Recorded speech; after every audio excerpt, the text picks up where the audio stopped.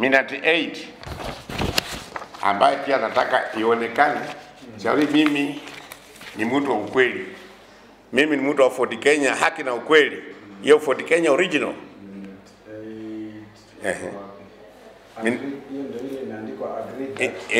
Yani hii ni imeandikwa ya kwamba selection of county chaplain and liaison officer discussed that the chaplain takes charge of Islamic matters at the county during gatherings, that this must be a person of both religious and secular education with good communication skills, that she has to be a person who consults before making any Islamic decisions, that the liaison officer should be at the county for easy communication, that the liaison officer is a link between the county government and the Muslims community, that just like a chaplain, he also has to have some qualities and all have to be easily available.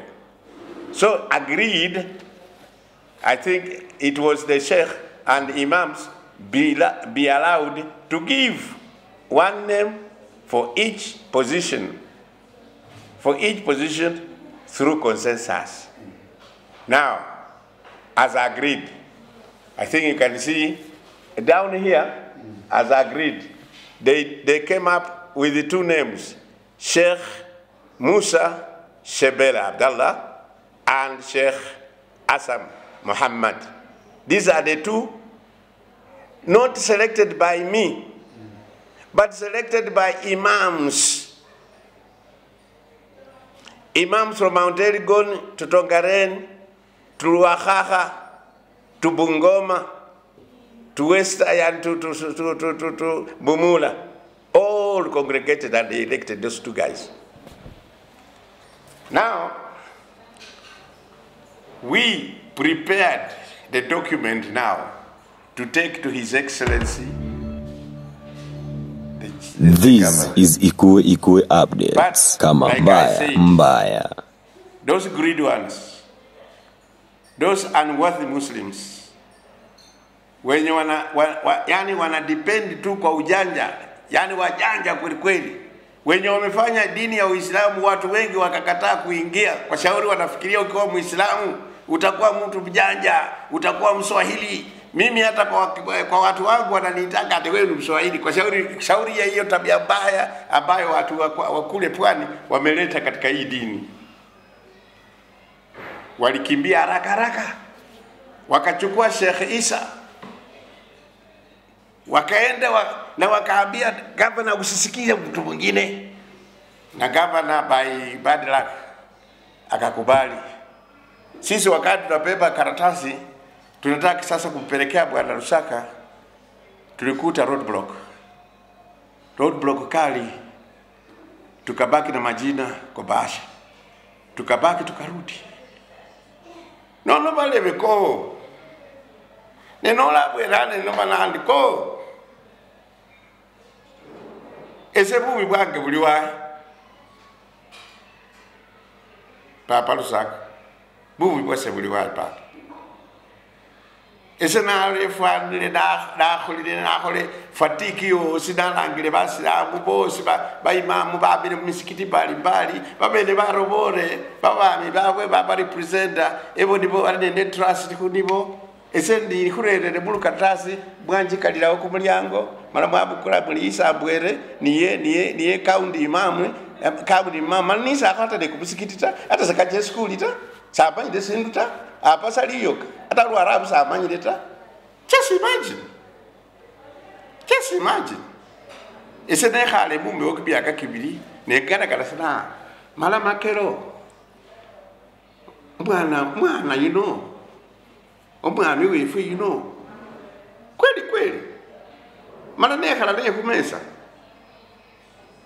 nende Maria Musale wewe nende honorable Ali Majani kwekhala naye a member of the assembly. Kweli anyala wafikirira baswahili bahinga yani bahingese kasimu kukuja kumwelesha ebarua ebora boyino yo khirabe chaplain ne yino assistant wewe kweli sasa hivi majuzi miaka kama 2 iliyopita tuna chama ambacho kinajulikana kama Bungoma Muslim Association, ambacho huwa baada ya miaka 3 wanateua viongozi, lakini baada ya kusomewa hisabu ya mapesa yenye imetumika. Mimi ambaye nazungumza, Kassim Simiyu Werunga, ndio nilikuanga treasurer wa Bungoma Muslim Association kuanzia mwaka 1995 hadi 2019. Hisabu hiyo miaka. Mimi kuanzia 1995 nilichaguliwa kama treasurer na nimesukuma hiyo ofisi kuanzia then hadi 2019 or thereabouts. Katika hii miaka mimi nimemaliza, ikiwa mnajua jengo ambalo linasemwa kwamba la Waislamu inaitwa Waqf, opposite Green Hardware. Ile iko na side printers. Yenye iko na side printers. Yenye iko na Muhindi Buyako. Na Muhindi mwingine hapo. Na Ibu, hiyo bucha yenye nauza nyama bora katika mji. Hilo jengo Senefumiata, na hiyo jengo mkono ya Kassim kama mweka hazina na msimamizi wa PMA, mimi ndio nilijenga hiyo cha paka penye iko. Kuna jengo ingine iko karibu na Al Jazeera. Ukiwa katika ukitoka Kandui ukifika Al Jazeera, the next building inaitwa plot 6. Hiyo plot ilikuwa tumenyang'anywa na one alikuwa anaitwa Titus, akauzia Mheshimiwa Wabuke. Mimi niligongana na kesi ya Wabuke mpaka nikamshinda, tukarejesha hiyo plot. Nikaanza from zero, nikalima msingi, nikajenga hilo jengo. Kwa hivyo chini ya uongozi wangu nimejenga buildings mbili mzito kabisa, inaingiza pesa kwa Bungoma Muslim Association. Jengo la juu kwa Green Hardware opposite inaingiza takriban shilingi 500,000 au zaidi. Na hili jengo la Main Street linaingiza takriban 300,000 ama thereabout. So in total kila mwezi Bungoma Muslim Association inaingiza karibu shilingi 1,000,000 kila mwezi. Inakaribia.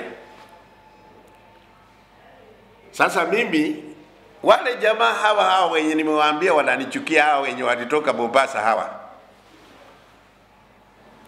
walihakikisha wamefanya mbinu, wamechimba mashimo chini, wametembelea chini mpaka waki-influence wa Somali, waka-influence Mama Harris, waka-influence, yani na watu wasijiwe nini inaendelea. Lakini mimi ilikuwa nachimbwa.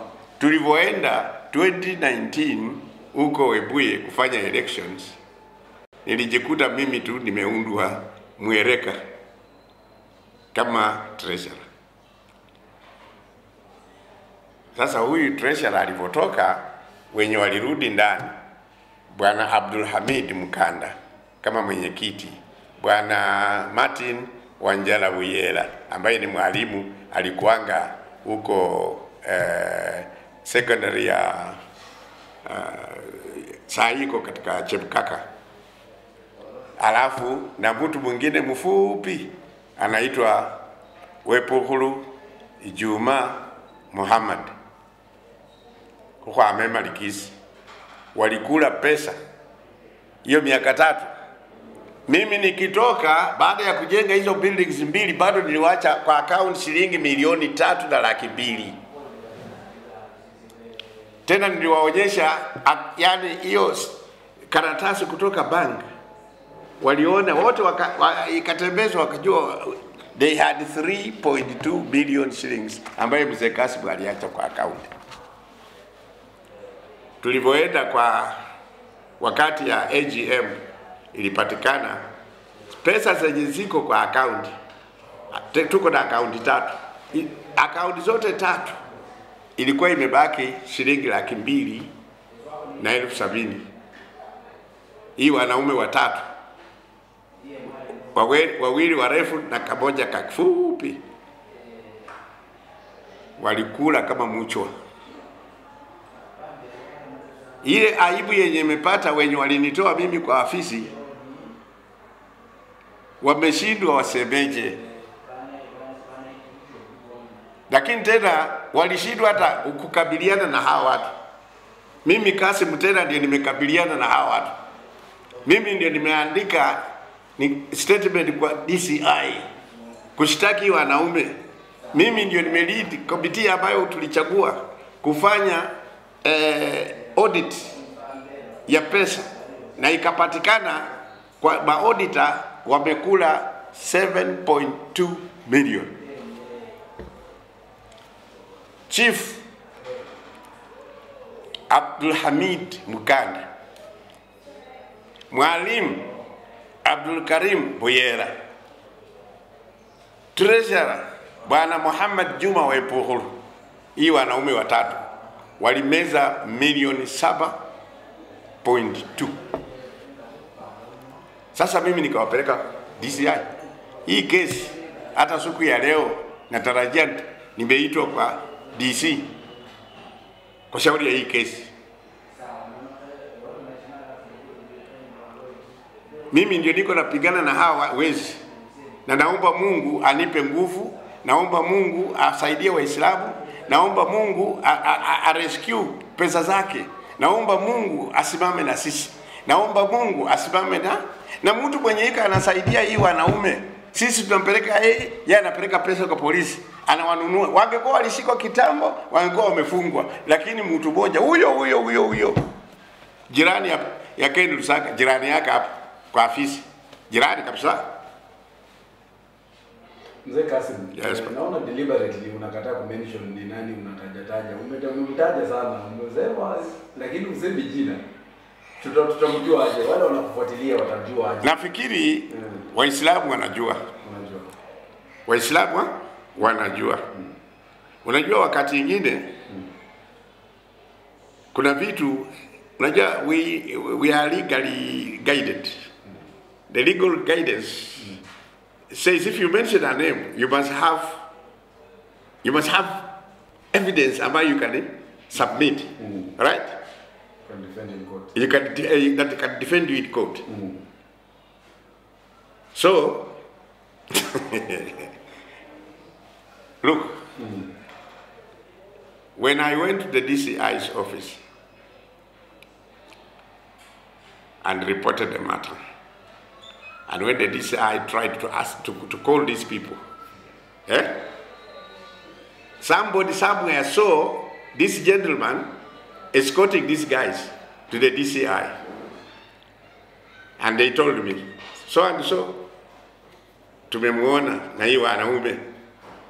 Si hapo una conclude tu.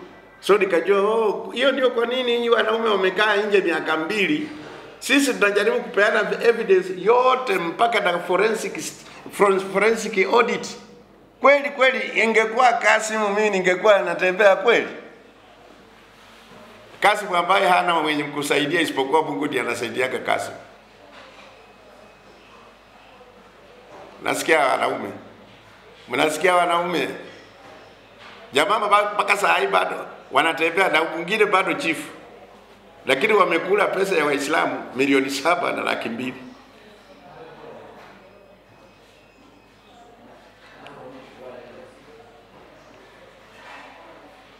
Sasa mimi naomba Mungu tu.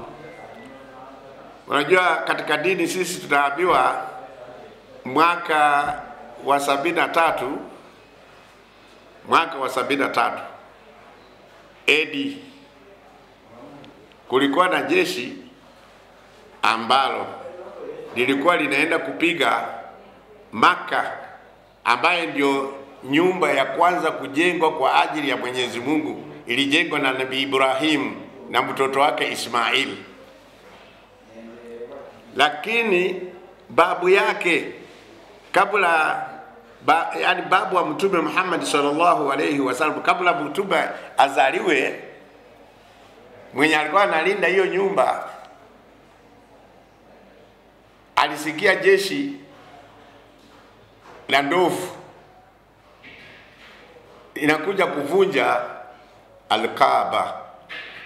Huyo mzee kitu alifanya, alichukua kondoo zake akaondoa, alafu alisimama kando akaambia Mungu, Mungu, mimi sina nguvu ya kupigana na ndovu, mimi nimetoa vya kwangu, sasa nyumba nimewacha, wewe Mungu mwenyewe fanya nini? Defend your house. Kuna chapter katika Qur'an inaitwa Suratu Fil.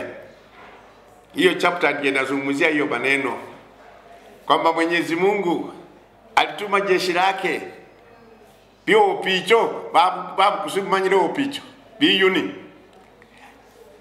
bya bukula kama yani kama kahwa mamu jahannam byasutira humunwa opijo ya chinjofu chala kama chafa anolika olusanja lwebulo Qur'ani bole. Mungu alidefend Al-Kaaba, akatumia ndege ikapiga ndovu zote na jeshi na wanajeshi wake.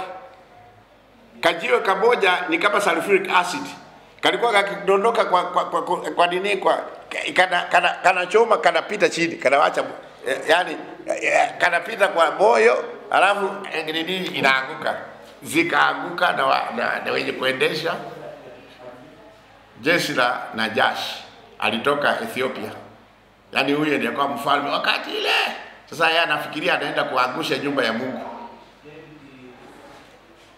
Sasa mimi pia nasema, Mungu, mimi sina nguvu. Hii wanaume wana pesa, hii wanaume wana magari, hao wanaume yani wamechukua hata gavana yangu wamemchukua, hata administration ya province pia wamechukua, kiasi ya kwamba hata mimi nikienda kushitaki kwa DCI hata washiki mwizi. Napeleka proof zote, hata wapeleke hao watu katika kotini. Sasa Mungu, mimi nishitaki wapi kama si kwako? So nasimama hapa Mwenyezi Mungu na kuambia Mwenyezi Mungu, wewe ndio unajua, wewe ndio mwenye nguvu. Hii pigana vita hii kwa ajili ya Waislamu wa Bungoma, wale maskini, wale mayatima, ili wapate haki yao, pesa zifunguke, wenye wako ofisi waanze kusaidia maskini, watoto wenye walikuwa wanaenda shule. Mimi peke yangu wakati yangu kuna wanafunzi wengi wamefuzu kwa university kwa shauri pesa hizo, mimi nikiwa kama treasurer. Lakini sasa watu hakuna, hata walimu hawapati mshahara kwa shauri ya hii wanaume watatu. Mwenyezi Mungu, mimi natia hao wanaume mbele yako na kwa mikono yako, shauri mimi sina nguvu.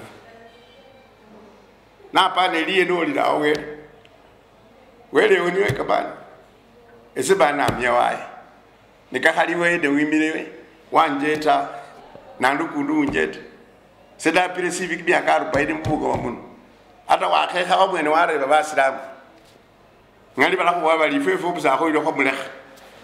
Lakini nonuri they have turned back.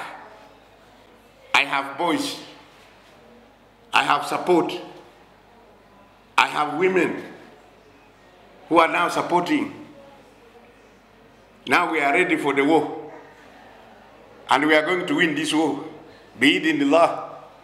Kwa idhini ya Mwenyezi Mungu tutashinda hii vita.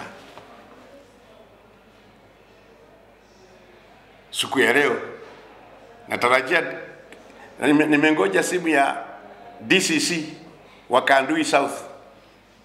Shauri amewaita hawa wezi wanaweza kuja anytime. Wakija biidhnillah tutawashinda. Kuna mengi ningeweza kuzungumza, lakini ikiwa mtataka story ya the journeys I have made, kutakuwa siku tutatumia, na wajue tu kwamba hiyo siku nitazungumza mambo yote, na siku hiyo nitazungumza wazi. Hata hiyo jina ambayo watu wengine wananiuliza niseme, siku hiyo nitawenda shauri, pengine itakuwa nimepata isipati. Shauri nimetumana section fulani, nitapata. Alafu nikishapata nitaweza kutabuka. Asante sana. Labda kama mtu ana swali anaweza kuuliza. Mimi mzee wenu ambaye wakati mwingine watu wanasema mimi mkali sana, wengine wanasema sijui mimi namna gani, lakini uzuri sijawahi kusikia wakizungumza atu huyo ni mwizi. Wanazungumza nyuma yangu, chini ya meza. Hakuna mwenye amewahi kujitokeza. Hakuna. Shauri itakuanga fitina tu ili waweze kufanya Waislamu wanichukie. Kuna mwaka mimi nilishikwa hapa, na si kwamba nilishikwa na polisi, lakini nilishikwa na polisi. Unaweza kushangaa niko nasema nini. Mwaka huo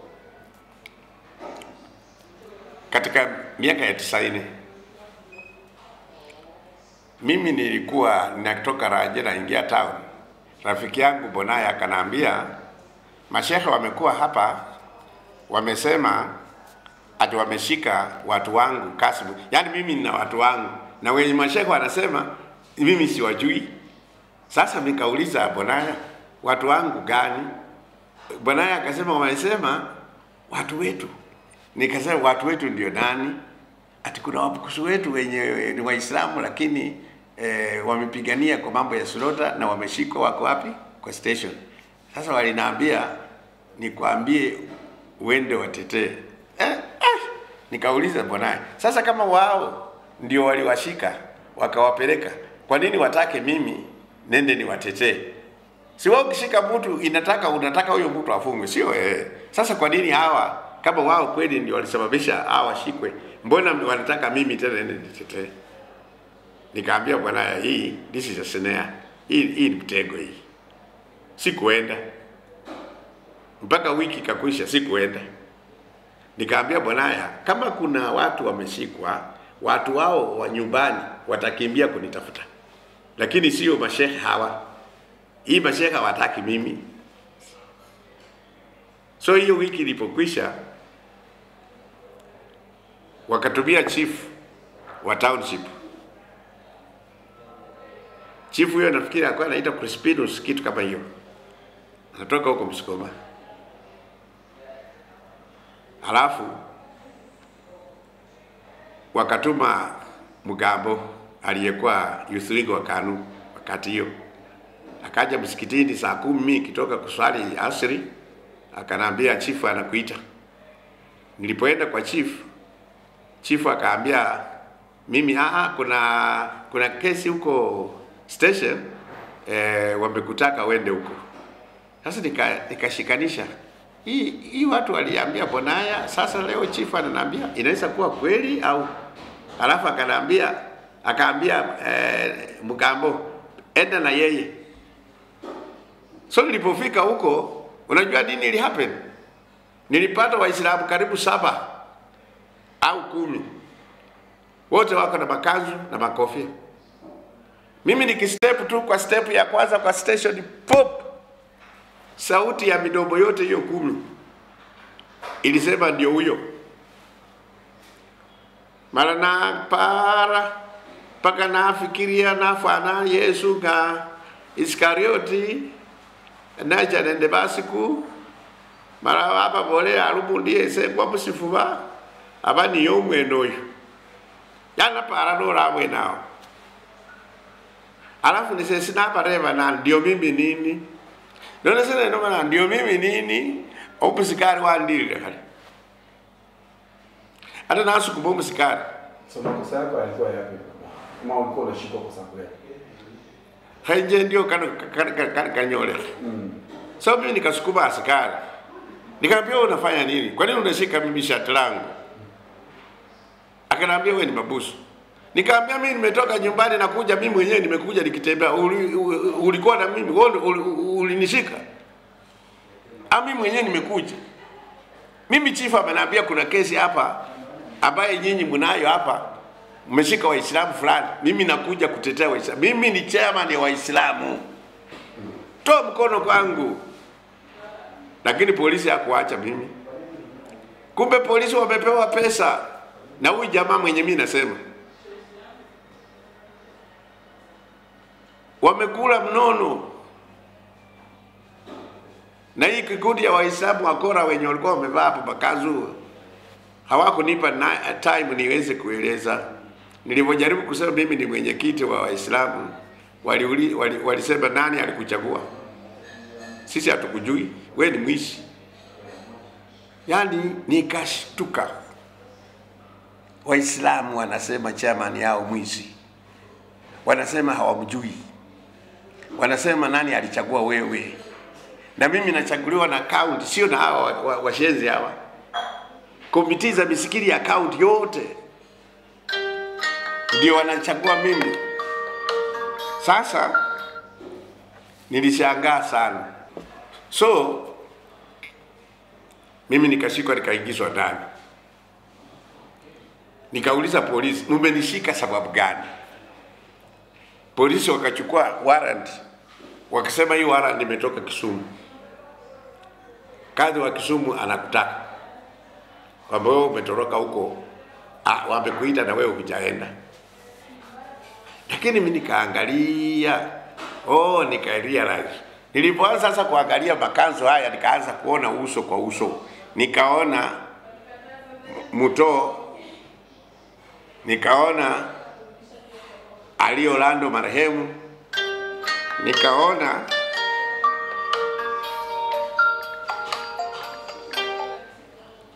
Navanga, nikaona watu wa Slota wenye ilikuwa nimepinga kwa shauri walikuwa wanapea hata mtu si Muislamu anampa shauri wanauza pesa zile permits za kuchinja, alafu kila wakienda kwa masoko wanakula manyama wanabeba shauri ya. Sasa wakaona mimi nimeingilia, nataka kutengeneza mipango ya kuchinjaji. Slota hii unaongelea? Hii slota moja hii. Slota yani hiyo wenyewe walikuwa wanajiita kwamba slota section. Yani katika Waislamu hata wanasimamia wachinjaji. Okay. Bungoma mzima. Sasa walikuwa wanakula pesa na wanafanya ufisadi, hawafuati sheria ya Kiislamu. Mimi nilipochaguliwa nikaanza kulainisha. Sasa nikawashtaki mpaka kwa kadhi huko. Lakini kumbe kadhi alikuwa ameoa msichana kutoka kwa chairman ya hao watu. Sasa mimi nikawa naingia tu, mimi mwenyewe naingia kwa jela. Shauri niliposhtaki baba ya kadhi kwa kadhi. Sasa kadhi ikawa raisi. Huyu jamaa naye nilikuwa nimemshtaki, alichukua kanzu za Waislamu akauza. Sasa mimi nilikuwa nimemshtaki msikitini, alete zile kanzu za watu, yeye naye amekasirika kivyake. Sasa akaona kuna chance nikitumia hawa wasilota mimi nitaweza kuconvince ule kadhi, alafu kadhi huyo atafanya nini? Ataweza kunishikia huyu mtu. Sasa mimi nitatengeneza polisi niseme huyu mtu ni wafera. Unajua fera wakati hiyo ilikuwa wakushika wanakuua. Mimi nilishikwa kwamba mimi member wa fera. Na hiyo nilijulia wapi? Kisumu. So ulitolewa hapa wakati ulishikwa hapo? Nilitolewa hapa kwa shauri askari wenye walikuwa wamekula pesa ili waniue, walikuwa hawako kwa duty. Unasikia baba? Waskari wenye walinishika walichukua hiyo warrant kama true.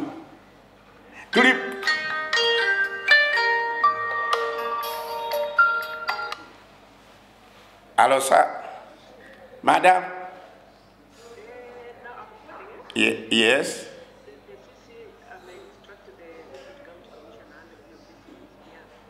Okay.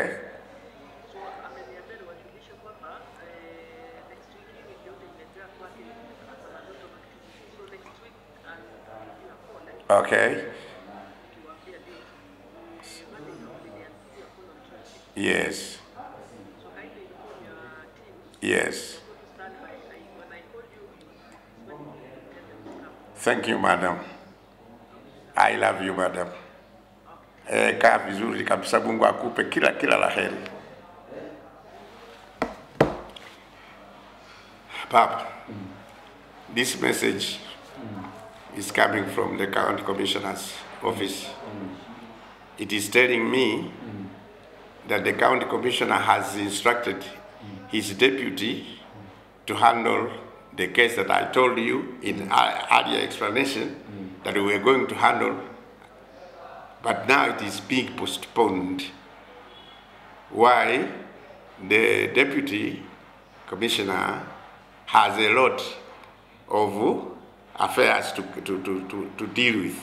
So he has rescheduled. The case will come next week. Watanijulisha when.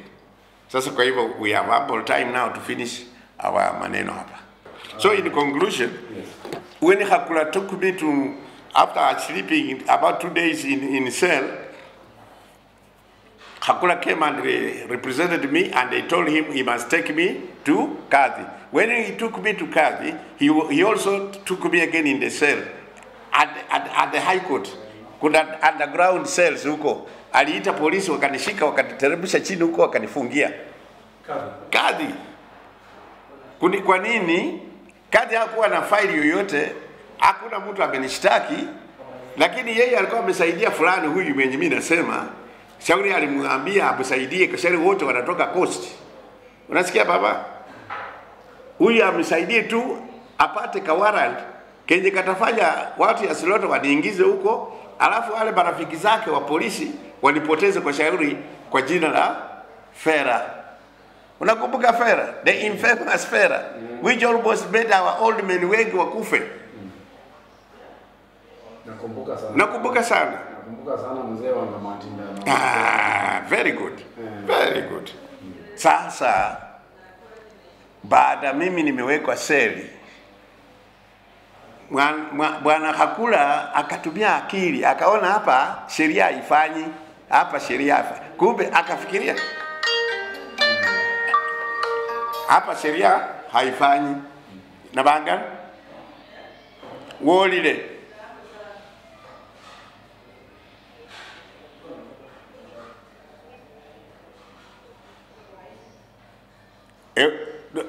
wewe wabona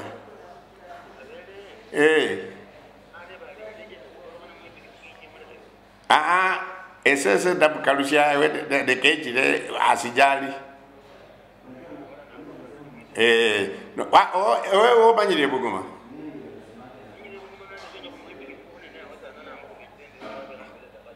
okay mubolele keche Al Jazeera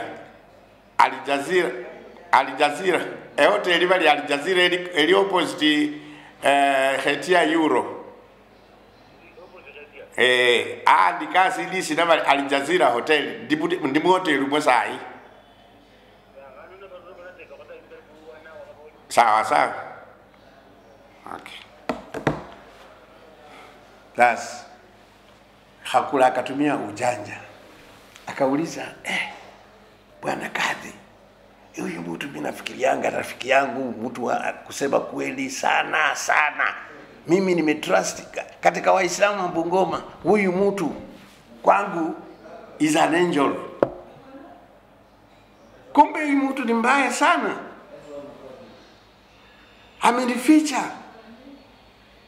Sasa tafadhali Bwana Kadhi, niambie ili na mimi ni distance myself. Kwa sababu all along mimi najua yule mtu mzuri. Lakini jinsi umefanya, umenionyesha wewe unamjua zaidi kuliko mimi. Kwa sababu yeye ni Muislamu, wewe ni Muislamu. Baba Kadhi hapo, Kadhi wa wakati hiyo pia akaambia Hakula ukweli. Akamwambia ukweli.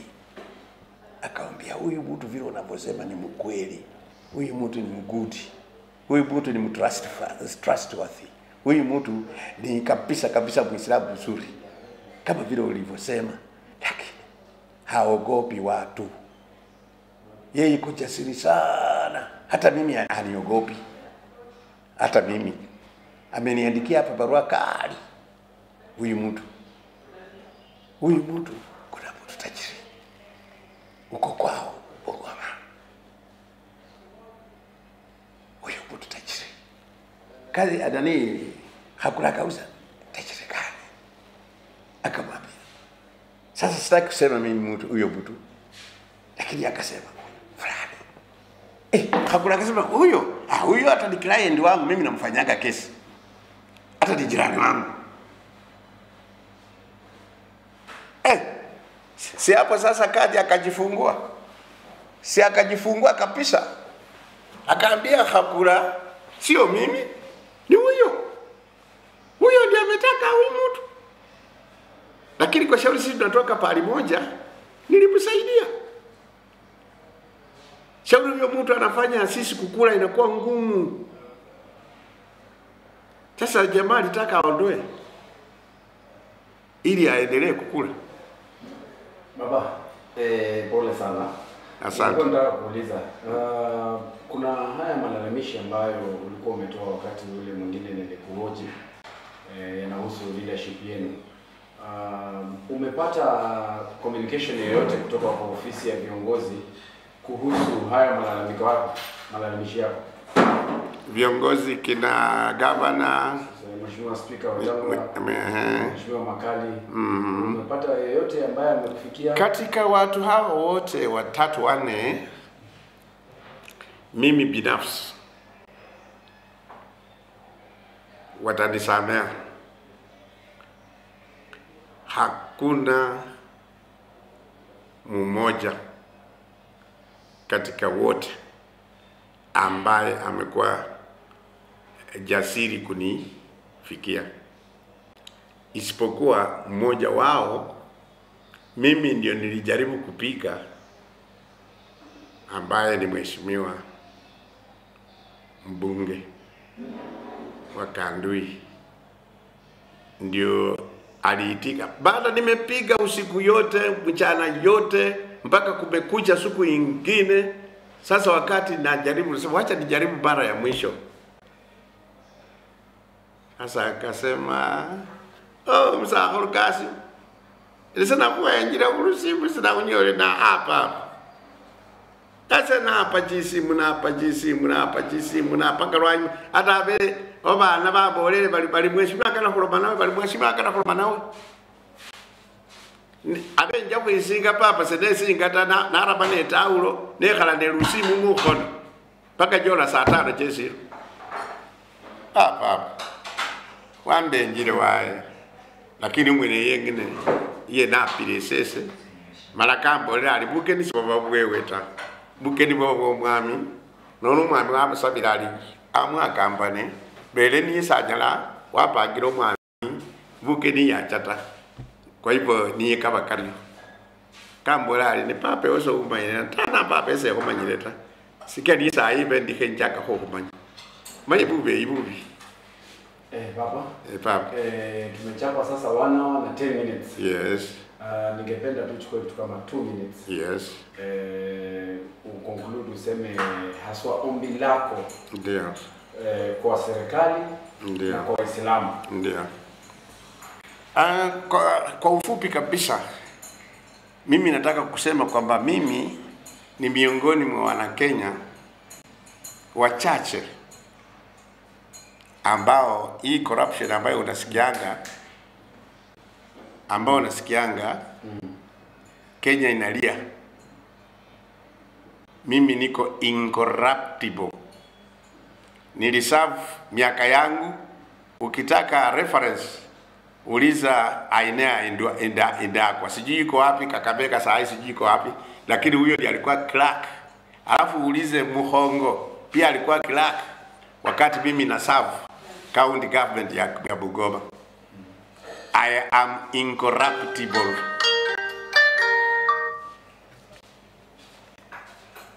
Mimi naomba hivi viongozi wetu, viongozi wa county, viongozi wa nation, viongozi wa Waislamu, naomba tushirikiane haswa kwa mazuri.